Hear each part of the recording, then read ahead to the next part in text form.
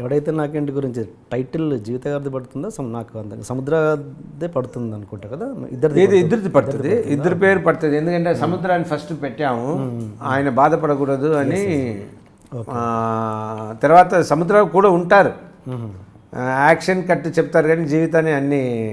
ఎందుకంటే సముద్రం బాధపడకూడదు, అతన్ని తీసేసాము అంటే ఆ సినిమాలో వద్దు జీవితాన్ని అన్నీ చేయమంటే ఆయన మైనస్ అవుతుంది ఓకే సముద్ర గారికి. సో సముద్ర గారు కూడా ఉన్నారు. సముద్ర గారు ఫస్ట్ ఆయన వచ్చి ఎప్పుడు మెచ్చుకున్నారంటే రీ రికార్డింగ్ వర్షన్ చూశారు.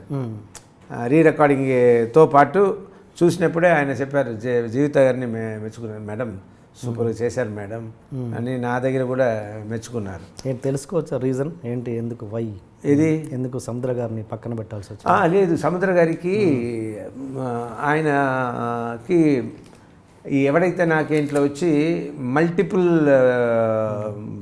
పోలీస్ ఆఫీసర్స్ ఎలా ఉంటారు, పొలిటీషియన్స్ ఎలా ఉంటారు, మిగిలిన అదంతా కొన్ని ఆయనకి ఈ వాజ్ అన్అవేర్. ఓకే ఓకే ఆయన కొన్ని విషయాలు తెలియలే, నేను చెప్పేది స్పీడ్గాను వెళ్ళలేకపోయారు.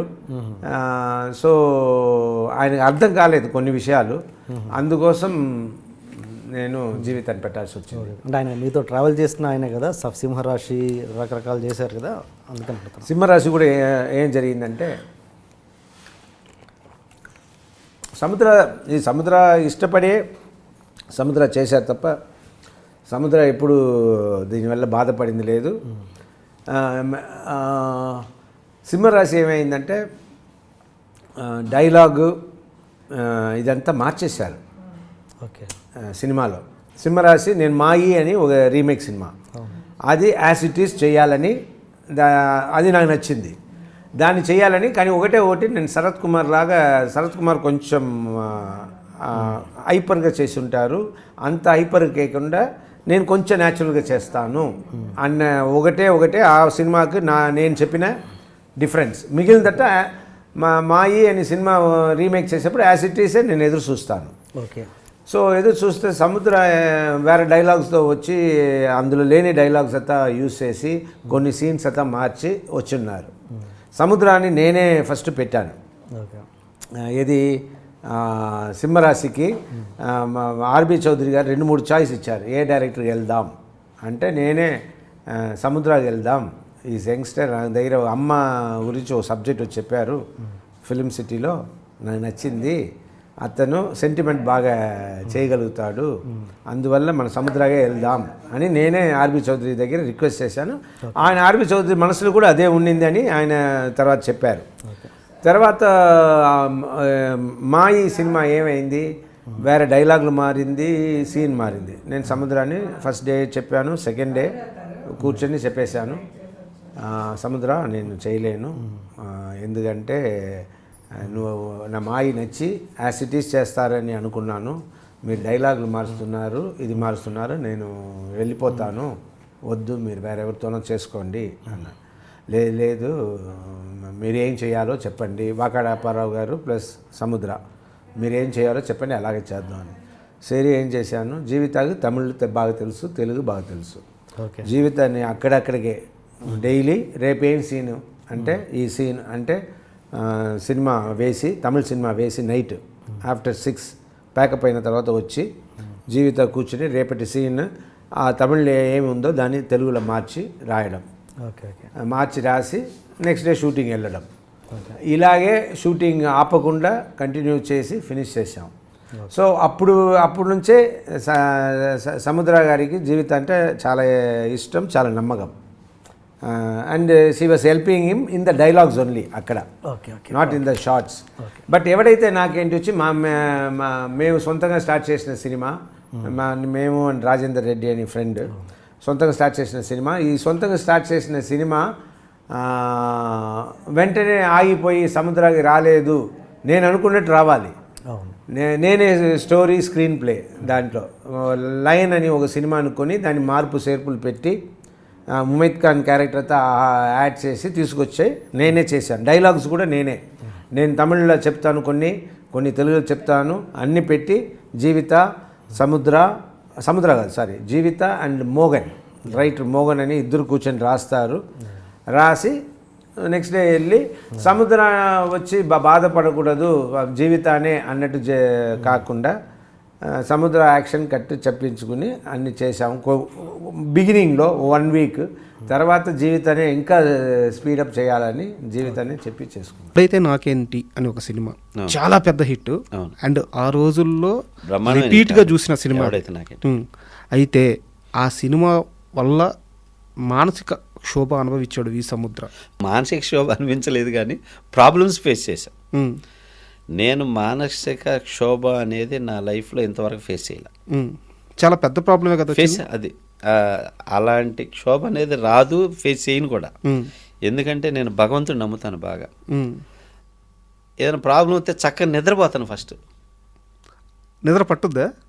మా వాళ్ళు అందరూ అదే అంటారు, మా ఆవిడ నువ్వు ఎంత ప్రాబ్లం పెట్టుకుని ఎట్లా నిద్రపోతున్నావు, నువ్వు నీకు నిద్ర ఎలా వస్తుందని. ఏమి పెట్టుకుని వదిలేస్తాను అంతే, అట్లా అనమాట. అందువల్ల నేను క్షోభకు గురైన సిచ్యువేషన్ నాకు ఏదీ లేదు. ఏం సార్ ఆ సినిమాకి వచ్చిన సమస్య? అయితే ఏంటంటే ఆ సినిమాకి ఏంటంటే సింహరాశి 2001 మధ్యలో రాజశేఖర్ నాతో సినిమాలు చేయాలని చెప్పేసి ఆ కథని ఈ కథని అన్నీ చెప్పి పంపించేవాడు. నాకు ఈ కథ నచ్చలా నేను చేయను, ఈ కథ నచ్చలా ఈ చేయను, ఇది నచ్చలా ఇది చేయను అని 5 సంవత్సరాలు 5 సినిమాలు రిజెక్ట్ చేశాను నేనే యాజ్ ఏ డైరెక్టర్గా. అవన్నీ నీకు హిట్ ఇచ్చాననే ఓవర్ కాన్ఫిడెన్స్ ఎక్కువైపోయింది, నువ్వు నాకంటే పెద్ద ఇదా, నేను ఇంత హీరో అంటుండేవాడు. సార్ నాకు అలాంటివి ఏమీ లేవు సార్, అలా అనుకోకండి దయచేసి అనేవాడు. హిట్ చేసి చూపిస్తా అనేవాడు. ఇలా అన్నీ ఫ్లాప్ అయ్యాయి. అయిన తర్వాత కంటిన్యూ ఫ్లాప్ అయ్యేసరికి 2001 తర్వాత 2007 రిలీజ్ ఈ సినిమా, February 9th. ఈ మధ్యలో రాజశేఖర్కి ఒక్క హిట్ లేదు సినిమా. సార్ కరెక్ట్ చూసుకోండి. అవును, లేదు. అప్పుడు సముద్ర చెప్పిందంతా నిజమేనేమో కదా, సముద్రాన్ని మళ్ళీ టచ్ చేద్దామని మళ్ళీ వస్తే నాకు నచ్చట్లేదు అంటున్నాడు ముందు ప్రతిదీ అని చెప్పి వాళ్ళు ఫీల్ అయ్యారు. అప్పుడు పరశూరు గోపాలకృష్ణ గారి ద్వారాగా టచ్లోకి వెళ్ళి, ఏమండి ఈ సినిమా కొన్నా ఒకసారి సముద్రాన్ని మీరు అడగండి అంటే, పరశూరు గోపాలకృష్ణ గారు నాకు ఫోన్ చేసి, ఎరా ఇట్లా రాజశేఖర్ గారు జీవితం చేశారు, 10 సినిమా నచ్చలేదు అంటున్నావంట. అవును గురూజీ నాకు నచ్చలే, అవన్నీ పోయినాయిగా, కళ్ళ ముందు కనపడుతున్నాయి కదా, అవి నచ్చలా. నేను నిజంగా లేకపోతే రాజశేఖరమేనా నా హీరో, నువ్వు నన్ను డైరెక్ట్ చేసిన హీరో ఆయన అంటే నాకు లైఫ్ బతికున్నంతవరకు నాకు రెస్పెక్ట్ ఉంటుంది రాజశేఖరమేనా. సో నేను చేయకూడదని కాదు, సరైన కథ చేయాలని అని చెప్పా. సరే అట్టయితే ఈ సినిమా ఒకసారి చూడు, నచ్చితే ఇది అన్న చేద్దాం, ఒకసారి నువ్వు చూసి నాకు చెప్పాలి. నేను చూసా, అది రీమేక్ మలయాళం. చూసి గురువుగారు ఈ సినిమా నచ్చింది, ఇది చేద్దాం కానీ 60% చేంజ్ చేయాలి, ఆ కండిషన్ అయితే నేను చేస్తా అన్న.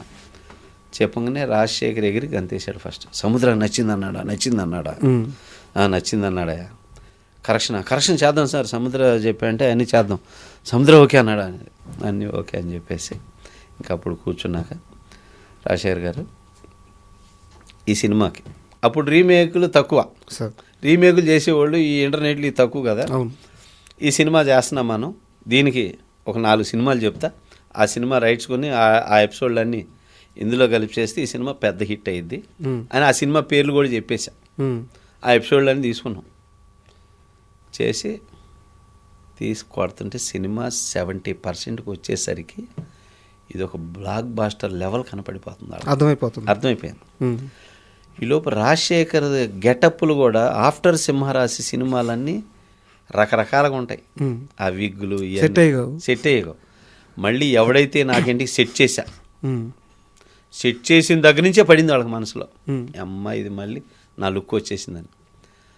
అట్లా అది ఏమి తీసుకొచ్చాను అది అన్నీ స్క్రీన్ మీద ప్రజెంట్ అవుతూ వచ్చేసరికి వాళ్ళలో ఈ సినిమా సక్సెస్, రేపు డైరెక్టర్ పట్టుకుపోతాడు, మనకేముండదు, ఈ పేరు డైరెక్టర్కి వెళ్ళకూడదు, ఇది డిస్టర్బ్ చేయాలని వాళ్ళు మాట్లాడుకొని కుట్రలు చేసుకొని నన్ను డిస్టర్బ్ చేయాలని నన్ను డిస్టర్బ్ చేశారు. సెట్లో ఇల్ట్రీట్ చేసేవాడు. అదే ఇల్ట్రీట్. నేను షార్ట్ పెడితే బాగలేదనే వాళ్ళు లేడు ఇంతవరకు పెద్ద పెద్ద కెమెరామ్యాన్లతో సహా. రాజశేఖర్ గారు కూడా ఏం షార్ట్ పెట్టావు సముద్ర అనేవాడు రాజశేఖర్. ఈ రైటర్లో కూడా కొంతమంది దొంగ రైటర్లు ఉన్నారు, ఎక్కేసే రైటర్లు. సో ఇటు వీళ్ళందరూ చేరి ఏం చేశారంటే ఇక వాళ్ళని ఎక్కేసరికి వాళ్ళకి దుర్బుద్ధి స్టార్ట్ అయ్యి ఇక నన్ను సెట్లో ఇదేం షాటు ఇదేంటి ఇట్లా మాట్లాడటం మొదలుపెట్టారు. నాకు అర్థమైపోయింది, మ్యాటర్ అర్థమైపోతుంది. సో ఇక ఫైనల్గా వాళ్ళు పెట్టే వీటి మాటలు వీటికి అర్థమైపోయి మీకు దండం పెడతాను, సినిమా కావాలంటే మీరు చేసుకోండి, మీ డైరెక్షన్ చేసుకోండి, మీ పేరు వేసుకోండి, నాకు అవసరంలా, నాకు భగవంతుడు ఇచ్చాడు, నేను వెళ్ళిపోతున్నా, నేను రాను, నేను చెయ్యను అని చెప్పి ఫస్ట్ టైం నా జీవితంలో సెట్ నుంచి వెళ్ళిపోయిన సినిమా అదే, ఎవడైతే నాకేంటి. అలా వెళ్ళిపోయినాక వీళ్ళు తర్జన పడ్డారు. పడి అట్లా చేసుకుందాం, ఇట్లా చేద్దాం, ఇది అని ఆలోచిస్తే ప్రసన్న కుమార్ గారు ఉన్నారు, అవును, ఆయన్ని పిలిచారు.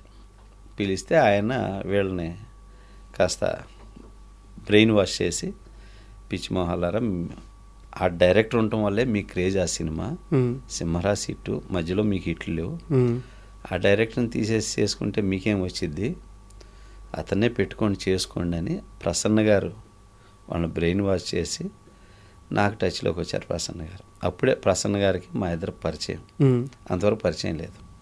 ఇక అట్లా కలిసి ఇక మళ్ళీ పిలిచి వీళ్ళు అట్లా కాదు సముద్ర, ఇది జరిగిపోయింది అది ఇది అని చెప్పి మాట్లాడి మళ్ళీ వాళ్ళే పిలిచి ఇది చేస్తే ఇక అప్పుడు చేశాం. టైటిల్ కార్డు ఎలా పడుతుంది? చేశాక అలా చేశాక లాస్ట్లో మళ్ళీ వాళ్ళ దుర్బుద్ధి చూపించారు. నేను లేకుండా నా పేరు కింద వాళ్ళ పేరు వేసి డైరెక్టెడ్ లాస్ట్ మినిట్లో నా పేరు కింద, నా పేరు పైన వేయలేదులే, నా పేరు కింద వేసారు. ఇక అట్లన్నా తృప్తి పడి సావనీలే అని చెప్పి వదిలేసి. రెమ్యునరేషన్ పూర్తిగా ఇచ్చారా, సగం ఇచ్చారా? సగమే. అది కూడా అడగలేదు? అది కూడా అడగల. ఇప్పుడు ఎలా ఉంది రిలేషన్ రాజశేఖర్ గారితో, జీవిత గారు? ఎదురు పడితే బాగానే మాట్లాడుకుంటాం, చేసుకుంటాం, అవన్నీ బాగానే మాట్లాడతాం. కాకపోతే ఒక బ్యాడ్ ఇన్సిడెంట్ జరిగిపోయింది. ఓకే, ఏంటంటే కొన్ని జరిగినప్పుడు జరిగిపోతాయి, తర్వాత తెలుసుకోవాలి, మిస్టేక్స్ రియలైజ్ అవ్వాలి, ఫర్దర్గా అలా చేయకూడదని. అప్పుడు పదే జరిగిందంటే ఈజ్ నాట్ రైట్.